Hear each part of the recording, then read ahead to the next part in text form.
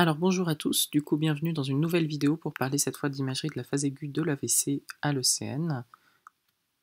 Le code couleur n'a pas changé, les sources sont essentiellement le collège d'imagerie médicale qui est assez pauvre pour vous parler d'AVC et surtout le collège des enseignants de neurologie. Certaines images sont également tirées d'un site libre d'accès qui s'appelle Radiopedia que je vous conseille si jamais vous voulez aller voir des imageries pathologiques. Donc cette première vidéo va essentiellement traiter de l'imagerie de la phase aiguë de l'AVC ischémique et hémorragique. Il y en aura une autre qui parlera des territoires vasculaires et puis ensuite on essaiera de discuter des différentes étiologies des AVC. Tout d'abord, qu'est-ce qu'il faut s'assurer avant de demander une imagerie vasculaire pour un AVC? Le principe c'est toujours le même, tout patient avec un symptôme neurologique aigu doit avoir une glycémie, ce qui veut dire que tout patient avec un déficit neurologique aigu doit avoir une glycémie. Et une fois qu'on s'est assuré qu'il ne s'agissait pas d'une hypoglycémie, tout déficit neurologique aigu fait évoquer un AVC et par extension, tout patient qui va être suspect d'AVC doit obtenir très rapidement une imagerie cérébrale. J'en profite pour vous rappeler que tout patient suspect d'AVC fait a priori partie d'un circuit SAMU et unité neurovasculaire et n'est pas censé passer par les urgences. Bien que vous puissiez avoir d'authentiques AVC diagnostiqués aux urgences, c'est un échec de prise en charge parce que du coup vous n'avez pas réussi à optimiser le temps avant l'arrivée à l'imagerie et éventuellement à la thrombolyse et à la thrombectomie que vous verrez sont des traitements de l'AVC ischémique. Et quand on dit très rapidement, il faut quand même s'assurer de l'absence de contre-indication de l'IRM, parce que dans cette situation, on favorisera toujours l'IRM au scanner, qui est plus utile, vous allez le voir, pour pouvoir caractériser l'ischémie ou l'hémorragie, la dater éventuellement et trouver des contre-indications à la thrombolyse intraveineuse, qui est le traitement le plus répandu pour l'AVC ischémique vu en phase très aiguë. Le protocole que vous allez demander en IRM, ce sera un protocole standardisé qui est une séquence de diffusion, une séquence T2 flair, une séquence de susceptibilité magnétique qui réunit en fait soit une séquence T2 étoile, soit une séquence SWAN. Pour vous, ce sera globalement la même chose. Et une séquence d'imagerie vasculaire sans injection de produit de contraste, qui est la séquence TOF, dont nous parlerons plus tard.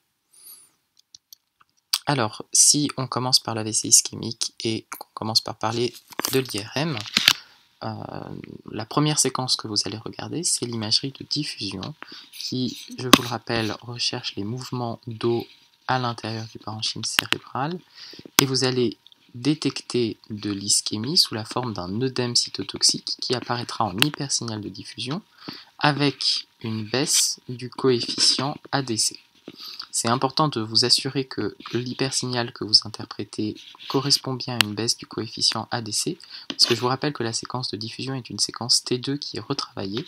Donc si jamais vous avez un hypersignal de diffusion, mais que vous n'avez pas cette restriction du coefficient ADC, vous pouvez être devant un effet dit effet T2 chain through, dans lequel une lésion qui est très hypersignal T2 peut briller sur la diffusion, mais dans cette situation, vous n'aurez pas de baisse du coefficient ADC.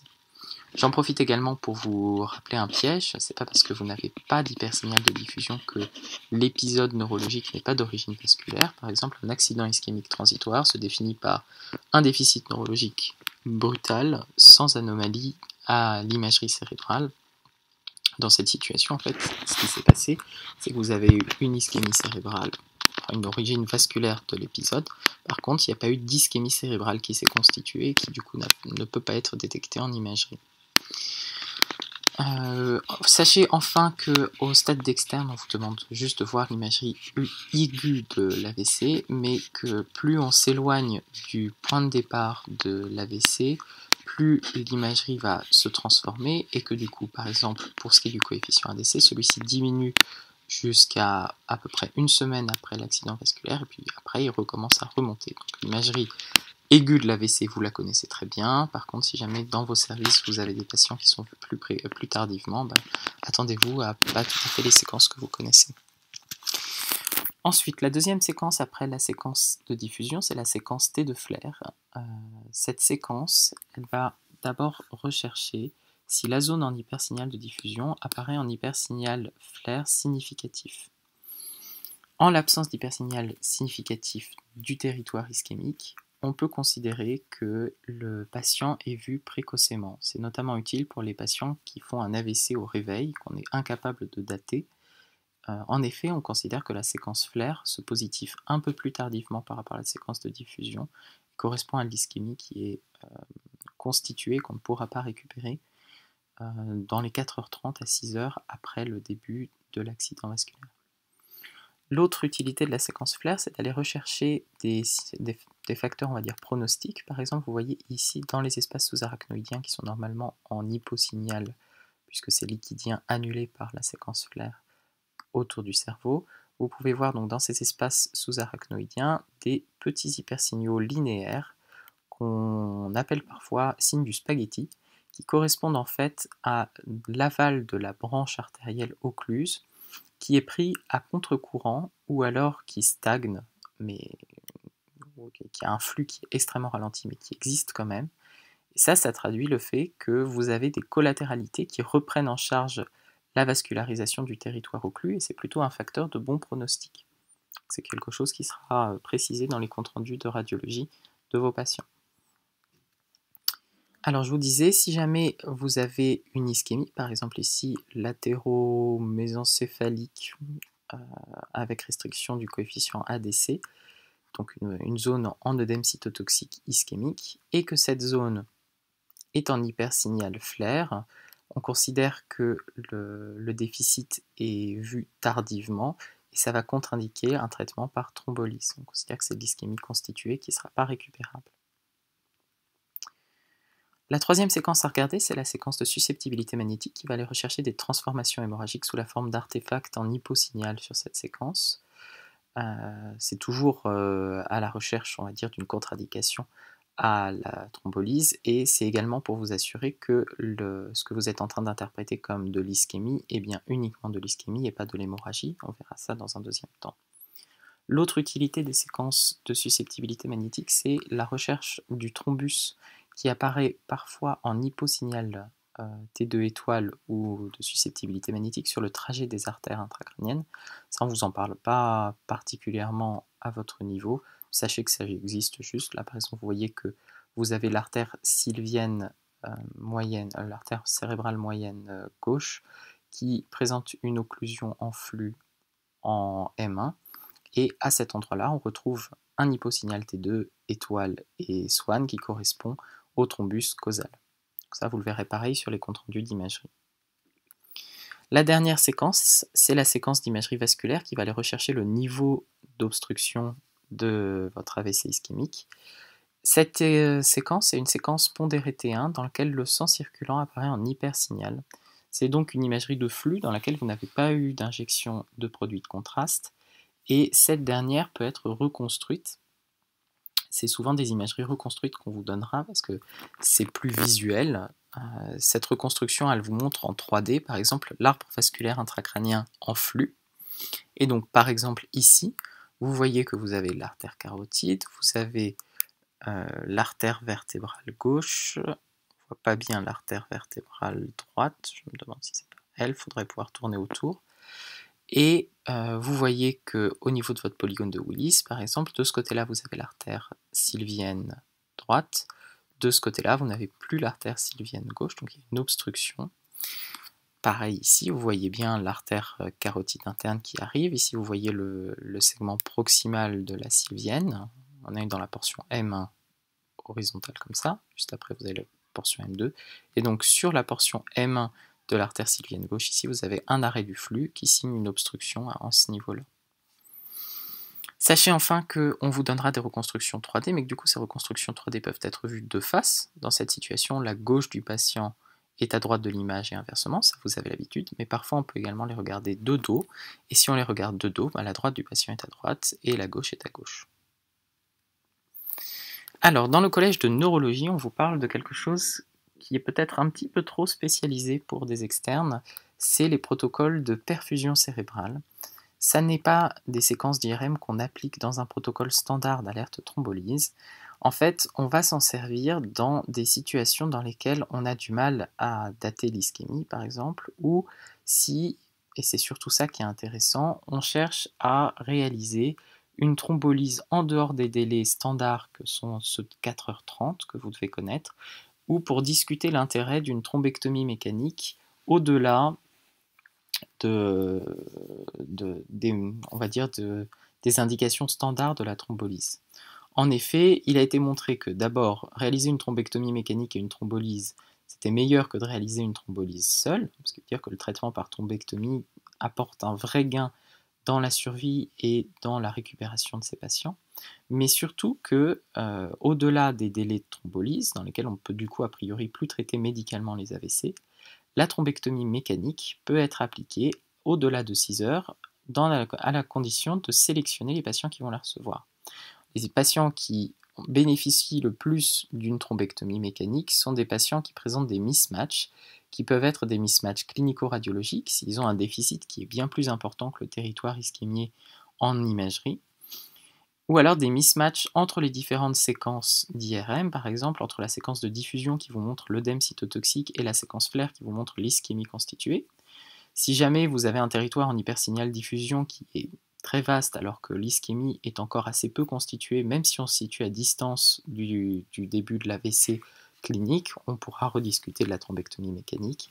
Et enfin, du coup, vous avez la fameuse séquence de perfusion cérébrale dans laquelle, cette fois, on peut être amené parfois à injecter des produits de contraste pour faire une cartographie de la perfusion cérébrale et rechercher une zone hypoperfusée de manière modérée, c'est-à-dire pas ischémique constituée, et ça nous permet, nous, de discuter avec les neuroradiologues interventionnels pour savoir si le patient peut quand même être candidat à une thrombectomie mécanique, même si on est en dehors des délais. Tout ça est un petit peu spécialisé, je ne sais pas si c'est vraiment très important que vous le reteniez pour le CN. Alors, je voulais juste vous montrer ce qu'était une thrombectomie mécanique, et notamment une thrombectomie mécanique par stent retriever. Donc ici, vous voyez qu'on n'est plus du tout en IRM. Cette séquence-là, enfin cette image-là, c'est une séquence d'angiographie, c'est de la scopie. On est au bloc opératoire, on a monté des cathéters parfois intra-artériels, généralement par voie fémorale, et on opacifie l'arbre vasculaire. Donc là, vous voyez qu'on est monté dans l'artère carotide gauche, qu'on peut injecter du produit de contraste qui va opacifier la région, les vaisseaux antérieurs à gauche, donc l'artère cérébrale antérieure gauche. L'artère sylvienne gauche, vous voyez qu'elle n'est pas complètement opacifiée, ça s'arrête en M1. Donc si on représente ça avec un petit schéma, on voit donc notre artère carotide interne, l'artère cérébrale antérieure, et puis notre artère sylvienne qui, à partir d'ici, n'a plus de flux. Ce qui va se passer, c'est qu'on va d'abord monter un premier cathéter dans l'artère carotide, se mettre au contact du thrombus, le traverser, déployer au-delà du thrombus un petit stent. Et la raison pour laquelle on parle de stent retriever, c'est que dans cette situation-là, on va aller monter au contact du thrombus un cathéter d'aspiration, puis on va tirer sur le guide et sur le stent pour faire rentrer le thrombus dans le cathéter d'aspiration, ce qui doit normalement permettre une restauration du flux artériel dans le territoire qui était précédemment occlus. Là, vous avez par exemple le contrôle angiographique à la fin de la procédure, où vous voyez qu'à nouveau, on est capable d'opacifier l'artère cérébrale moyenne et ses branches. Alors l'IRM n'est pas la seule imagerie cérébrale que peuvent recevoir les patients d'AVC, c'est bien la meilleure, mais parfois on peut être amené à réaliser un scanner, notamment dans les situations où les patients sont trop agités ou ont une contre-indication à l'IRM. Il faut savoir que le scanner cérébral est normal jusqu'à 6 heures du déficit généralement, normal ou subnormal, on va dire. Donc il est moins bon pour dater l'ischémie et du coup moins utile pour discuter de la thrombectomie. En revanche, si le scanner est normal, on peut réaliser une thrombolyse si on est dans les délais. C'est ce que font les Américains notamment. Les signes précoces de l'ischémie vont être la dédifférenciation entre la substance grise et la substance blanche scanographiquement, qui correspond en fait à l'ischémie qui est en train de se constituer. Et un signe utile en scanner, c'est le signe dit de la trop belle artère, dans laquelle on va avoir une hyperdensité spontanée du thrombus sur le trajet d'artère cérébrale. C'est un petit peu l'équivalent de ce que je vous avais montré avec l'imagerie de susceptibilité magnétique, où on voyait le thrombus en hyposignal en IRM. Là, on le voit hyperdense spontanément sur le trajet d'une artère cérébrale. Alors parlons maintenant de l'AVC hémorragique en IRM cérébral. C'est les mêmes séquences que l'AVC ischémique, donc la séquence diffusion, flair, Swan ou T2 étoile et TOF. D'abord, vous allez regarder votre imagerie de diffusion, et ce qu'il faut savoir, c'est que le sang va perturber le signal de la diffusion. Vous allez donc pouvoir avoir des hypersignaux, des hyposignaux, des restrictions ou non du coefficient ADC. Et donc, avant d'affirmer l'origine ischémique d'un hypersignal de diffusion, il faudra bien penser à regarder votre séquence de susceptibilité magnétique, qui, elle, recherche très bien et caractérise bien le saignement sous forme d'hyposignaux, par exemple ici ou là. Dans cette situation-là, vous évoquerez soit des AVC hémorragiques d'emblée, soit des AVC ischémiques avec remaniement hémorragique. Et vous verrez que la prise en charge n'est pas pareille. L'AVC hémorragique est également bien visible en scanner cérébral sous la forme généralement d'hyperdensité spontanée, puisque le sang frais apparaît hyperdense au scanner. Vous avez ici par exemple une hémorragie profonde capsulothalamique droite et ici une hémorragie lobaire fronto-pariétale gauche. Alors ici une diapositive peut-être plus à destinée des D4 pour vous reparler de la densité et du signal du sang en scanner et en IRM. En scanner tout d'abord c'est relativement simple puisque le sang apparaît en intraaxial généralement en hyperdensité jusqu'à la phase subaiguë précoce qui correspond en gros à une semaine. Puis en isodensité à la phase subaiguë tardive, on va dire une semaine à un mois. Et enfin en hypodensité en phase chronique.